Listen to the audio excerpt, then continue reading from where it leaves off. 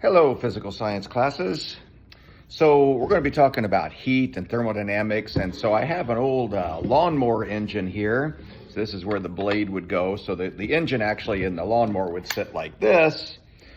I'm going to just keep it like this as we talk about it. But real quickly here, this ties in a whole lot of what we've talked about with energy and with everything really. So let's just go through here the parts of this and how this works. So let's start with this.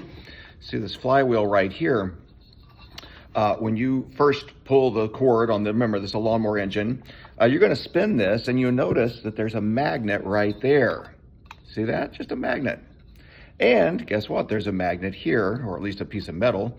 And so as that goes by, and you have a piece of iron and a magnet, it's like it pushes the electrons. Okay, that's what we learned over 100 years ago.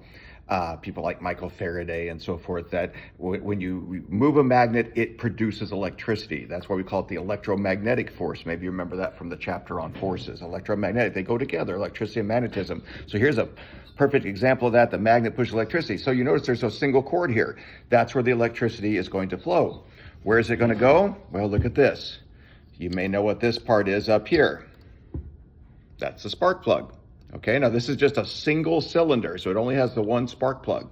Now this has a metal piece here inside, and it goes on this cap, and you need it on there nice and tight to complete the circuit. So what happens there? Well, on the other side of the spark plug, and this is too old for me to take it out, it's all rusted, and I don't have the right tool right now. But anyway, if you take it out, it's easy to change your spark plugs usually.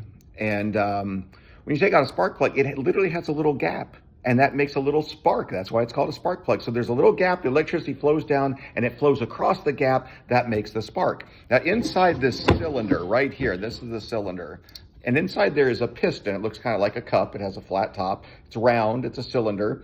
And so it goes up and down inside this shaft. It's real tight fitting.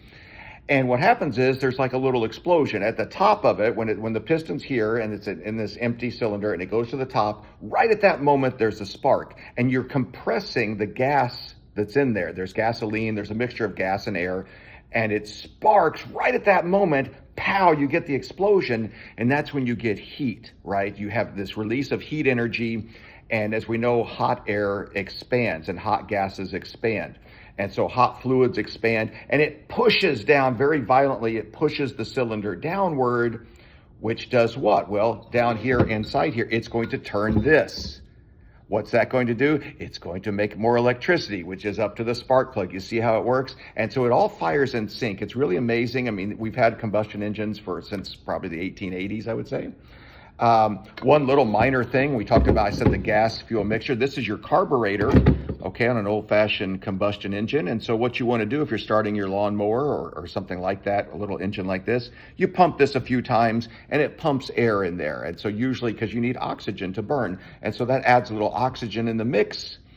And that way when it sparks, it's going to fire up. So sometimes if you can't start your vehicle, you need that little, or in this case, a lawnmower.